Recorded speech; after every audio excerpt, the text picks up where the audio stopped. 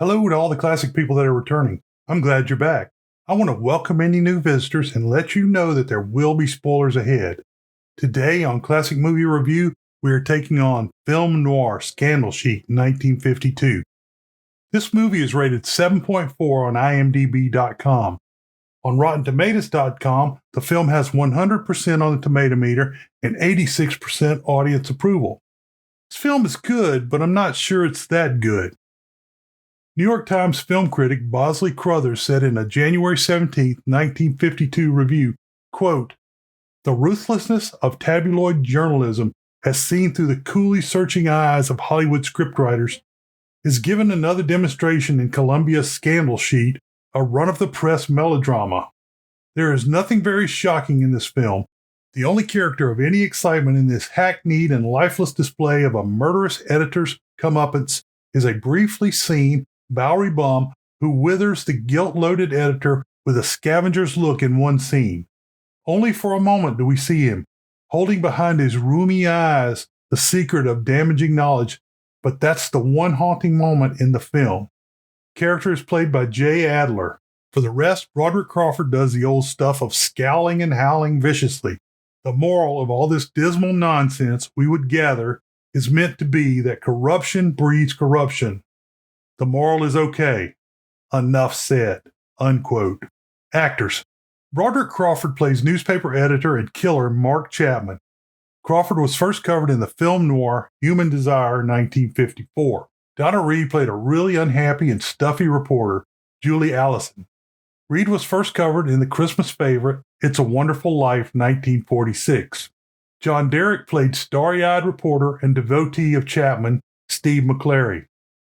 Derrick was first covered in another film with Crawford, All the King's Men 1949. Harry Morgan played newspaper photographer Biddle. Morgan was first covered in the horrible film noir Big Jim McLean 1952. Jay Adler had a small uncredited bit as Boozer Bailey. As noted in the quote by Crowther above, he may have also been the movie's high point. Adler was first covered in the film noir 99 River Street 1953. Rosemary DeCamp played the role of Charlotte Grant. DeCamp was born in Arizona in 1910. Before the 1940s, DeCamp was a successful stage and radio actress. She moved to Hollywood in 1941 and was in her first film that year. In 1942, she had a role in The Jungle Book with Sabu. That same year, she was in Yankee Doodle Dandy, where she played George Cohan, James Cagney's mother, even though the actress was 11 years his junior. Other movies include This Is the Army 1943, Blood on the Sun 1945, again with Cagney, Film Noir Noir Apprentice 1947, On Moonlit Bay 1951, Scandal Sheet 1952, Strategic Air Command 1955, and 13 Ghosts 1960. In 1946, an XF-11 plane piloted by Howard Hughes crashed into DeCamp's neighbor's house. The wing flew into DeCamp's bedroom where she and her husband were present. They weren't hurt. DeCamp continued to work until 1989 and was extremely active on television. I knew DeCamp was familiar and finally discovered that she played the mother to That Girl from 1966 to 1970. That Girl was played by Marlo Thomas. DeCamp died in California in 2001. Henry O'Neill played Pulitzer Prize writer Charlie Barnes that traded it all away for the grape. O'Neill was born in 1891 in New Jersey. He left college early to join a traveling theater troupe. This acting adventure was interrupted by a call from Uncle Sam in World War I. Following the war, O'Neill returned to acting and debuted on Broadway at the age of 30. He stayed on Broadway for over a decade. Beginning in 1933, O'Neill started working in film as a character actor. Between 1933 and 1959, O'Neill amassed 178 credits, the overwhelming majority of these in film. Since this list is so extensive, I will hit the highlights. Sorry if I missed one of your favorites. O'Neill's bits in film include Flirtation Walk 1934, The Story of Louis Pasteur 1936, The Great O'Malley 1937, The Life of Emile Zola 1937, Confessions of a Nazi Spy 1939, Dodge City 1939, Invisible Stripes 1939, Juarez 1939, Castles on the Hudson 1940, Dr. Ehrlich's Magic Bullet 1940, Canute Rockne All-American 1940, The Fighting 69th 1940, They Drive by Night 1940, The People Against O'Hara 1951, and his final film, North by Northwest 1959, where he had a small part as a customer in a diner. O'Neill died a couple of years after his last film in 1961. Story. The credits roll over industrial newspaper printers running. Skyline of New York is shown as a police car races towards a crowded tenement. Reporter Steve McClary, John Derrick, and his photographer Biddle, Harry Morgan, have tricked the witness, whose sister was murdered by the witness's brother-in-law using a meat axe, into thinking they are the police. The shocked woman gives the story to Steve as Biddle snaps bloody shots of the crime scene. When they reveal that they are reporters, the woman becomes outraged. Biddle snaps a picture of her. Police Lieutenant Davis, James Milligan, arrives and the reporters quickly leave the scene. Davis warns the reporters to stop pulling stunts like the above. Steve calls the editor, Mark Chapman, Broderick Crawford, that they are coming in with a bloody story with lots of pictures. Chapman is preparing to meet with the board of directors for the New York Express newspaper. As Chapman enters the boardroom, a female stockholder is complaining about the once respected newspaper being turned into a scandal sheet by Chapman. Chapman decides to speak for himself. The newspaper publisher hired Chapman to increase the circulation. He points out their framed copy of Dewey Defeats Truman. Then he goes to a chart showing he has raised the circulation from under 400,000 to nearly 700,000 by printing sensational stories. Chapman shows one of his newspaper covers talking about the gorilla killer. See The Return of Dr. X, 1939. Chapman will get a bonus when circulation hits 750,000.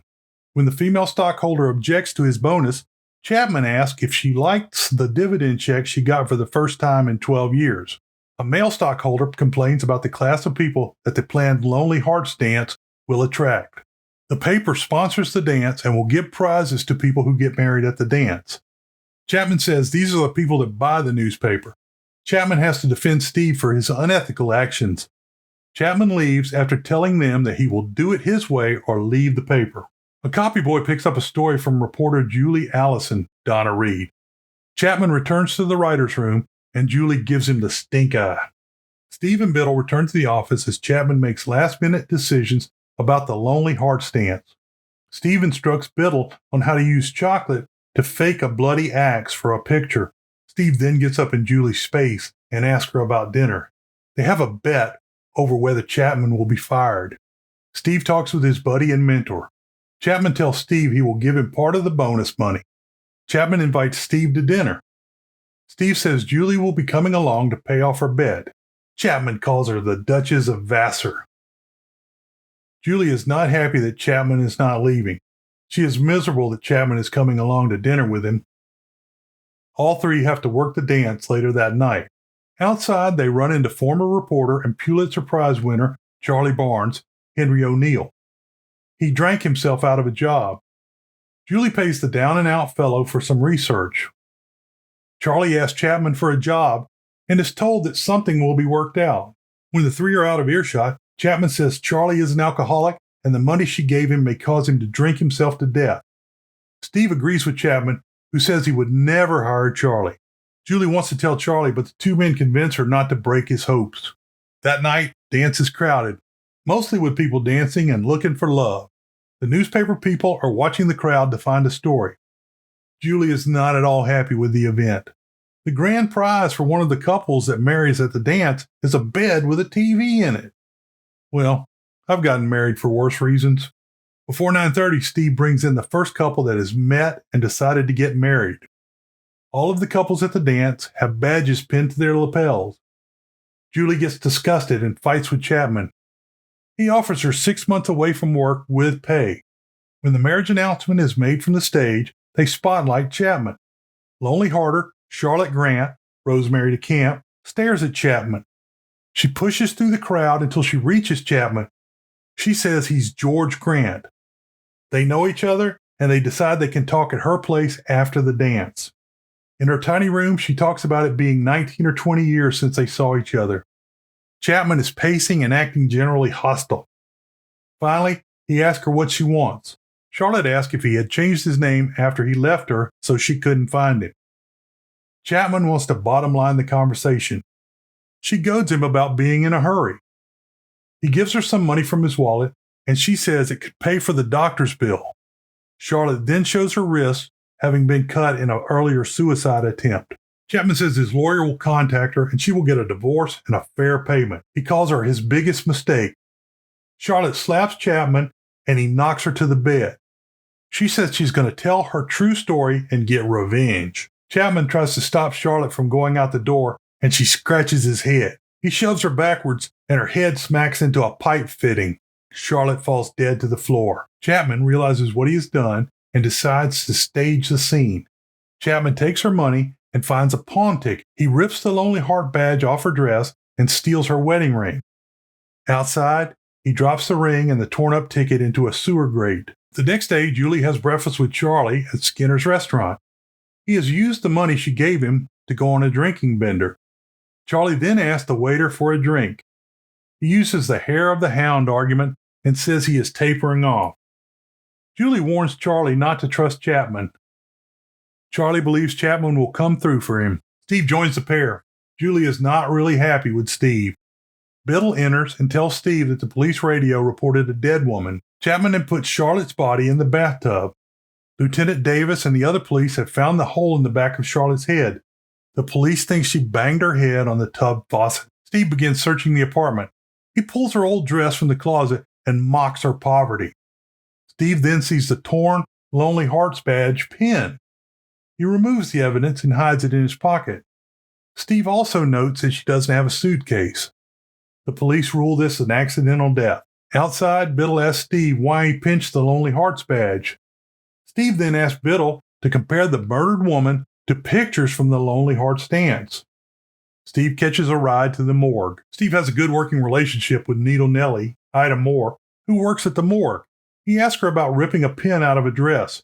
She confirms that most ladies would not take a chance to rip their dress. Steve then goes to see Doc O'Hanlon, Cliff Clark. He reminds him that he gave him free fight tickets and they can get him World Series tickets if the doctor does an autopsy on Charlotte, even though her death was considered an accident by the police. The doc agrees to do the autopsy in exchange for the tickets. Biddle matches the photographs of murdered Charlotte with her picture from the dance.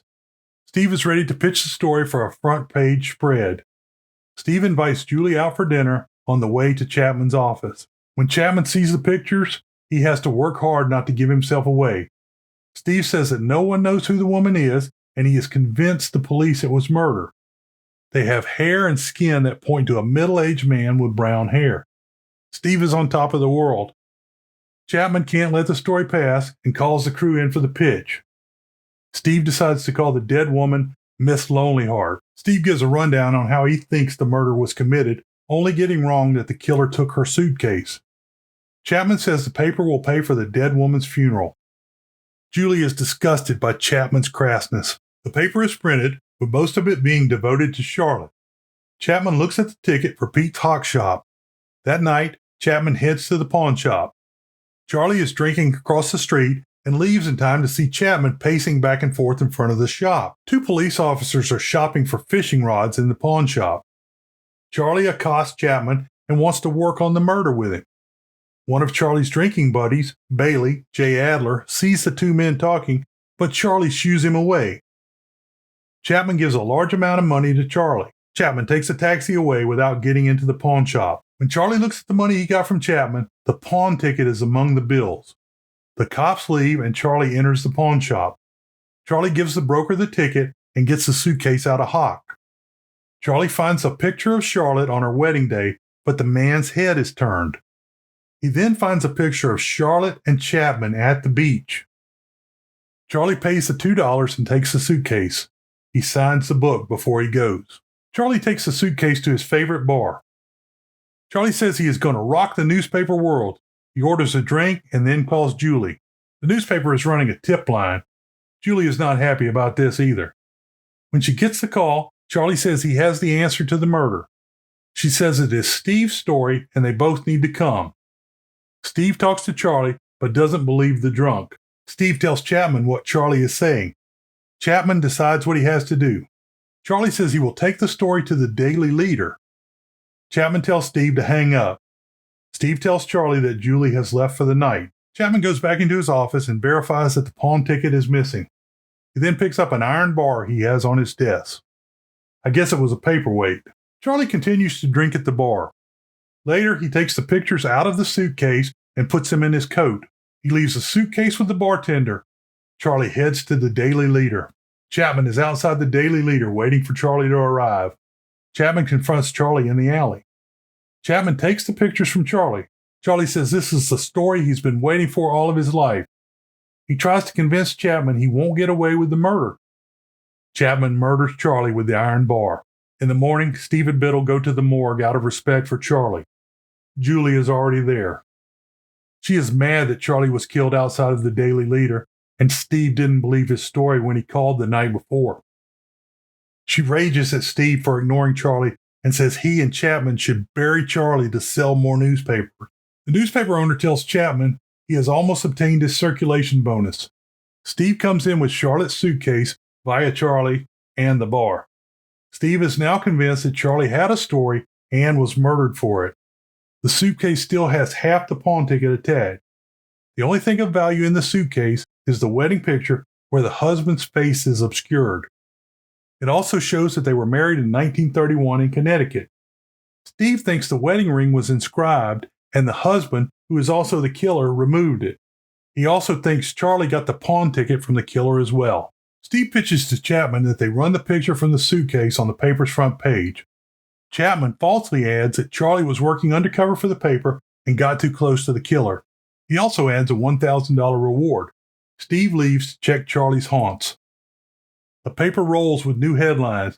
Lonely Heart Killer strikes again. Bar owner Heaney, Charlie Kane, has gathered the local booze hound that knew Charlie into his bar.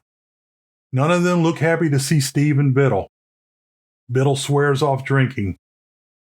Heaney orders them to tell the truth. Steve starts questioning the men about seeing Charlie on the day of his murder. Most are no help, but Bailey steps up and says he saw Charlie on the street near Pete's Hawk Shop. Bailey says he will describe the man for $50, but Steve says he can get the $1,000 reward. Bailey only wants to tell the story to the boss because that's who's paying the money. Steve has Bailey wait outside while he goes into Chapman's office. Chapman is on the phone with Lieutenant Davis. Davis is upset because the paper only gave him the suitcase a half an hour before the story ran in the paper. Steve says he has the man that can identify the killer. He calls Bailey into the office. Bailey looks wide-eyed at Chapman as Chapman tries to remain calm. Bailey asks Chapman to stand up and then says the man with Charlie was your height, size, and age. Chapman authorizes Bailey only $5. After the two leave, Chapman wipes the sweat off his face. Steve comes to work the next day, and Julie is missing. Earlier, she had left a resignation letter with Baxter, Pierre Watkins. Steve takes the letter and goes to Julie's apartment. Julie's mother, Mrs. Allison, Catherine Warren, lets Steve inside. Steve pitches to Julie that he wants her to help him find the killer of Charlie. Steve says he has wised up. He wants to go check all the justices of the peace in Connecticut. Steve gives Julie her resignation letter back. They work out a plan to get leads and plan a 2-week trip. Chapman doesn't like the idea of the trip, but he can't find a way to stop Steve without giving himself away. When Steve leaves, Chapman makes a call and tries to find Judge Hacker in Middlebury, Connecticut. There is no listing for that name. The local operator says she has been there for 5 years and doesn't know anyone by that name. Steve and Julie work hard to find the officials in Connecticut. It's all dead ends. Chapman calls, trying to get the pair to give up after 10 days. Steve says 2 more days. Steve gets a call from Judge Elroy Hacker, Griff Barnett, in Franklin, Connecticut. Hacker says he has the original picture and knows the correct marriage date. Steve and Julie head to Franklin. Chapman receives a telegram from Steve saying they have located the person they are looking for. Steve says he expects to be back in the office by 9 p.m. Chapman is distraught. Even when the owner comes in to talk about bonuses and stock purchases, Chapman can't calm down as the hours tick past 11 p.m. The newspaper office is empty except for Chapman. Chapman is slugging back a few shots of whiskey. When he hears someone coming, he places a revolver in his pocket. Steve comes in with Judge Hacker. The judge gives the married couple's name as Charlotte and George Grant. The judge thinks he can identify George Grant even though he is looking at the man. Julie comes in after reporting to Lieutenant Davis, who is mad about them not bringing the judge to him. As the judge continues to look at and listen to Chapman, he realizes he is George Grant. Chapman says he will take the judge to a hotel, but the judge refuses and calls him Mr. Grant. Then the judge remembers that Grant was a newspaper man as well. Steve doesn't believe it, but Julie is sure. When Chapman says the judge is a crackpot, Julie says she will call the police about the hair and skin sample. Chapman pulls a revolver on the others. Steve is brokenhearted by the loss of his hero. Chapman admits that he killed Charlotte and it was an accident. He also said Charlie's life was not worth anything. Steve begins calling the police and Chapman cocks the gun. Chapman knocks the phone out of Steve's hand and the two almost fight, but he sees Chapman still has the gun. He won't shoot Steve. Lieutenant Davis and another cop come into the office. Chapman writes the headline for the next day's story. Lieutenant Davis pulls his revolver and tells Chapman to freeze. Chapman points the gun down and fires, causing Lieutenant Davis to kill him. The camera pulls away, leaving the crowd in the office. Conclusion. The book that was the source of the story for this film, The Dark Page, was written by the director and Army veteran Sam Fuller. He didn't produce or direct this film, so no big red one icons were noted in this film. There was a bit of selling of the rights to use this material. Fuller, who received $15,000 initially, sued for $100,000. The issues were resolved with the production of The Steel Helmet in 1951. According to IMDb.com, today's film is similar to The Big Clock 1948. This film is pretty well rated. It is very good, just not great. In that, I mean it is a very familiar story. The more I watch Broderick Crawford, the more I note his similarities to Samuel L. Jackson. He just yells his line and acts mean. But I liked them both. I'm a big fan of Donna Reed, but she was pretty unlikable in this role. You can be right and not be a jackass about it. John Derek was convincing as a young reporter that idolized his mentor and was eventually crushed when he discovered the flaws of Chapman. As noted by Bosley Carruthers, Jay Adler staring down Broderick Crawford was really the most intense part of the movie. We need more Jay Adler. World famous short summary, Trust the Woman. As a technical note, references and citations are listed for each show on the site at classicmovierev.com. Click on the box up here, I think, to see another video specifically selected for you. Beware the Moors.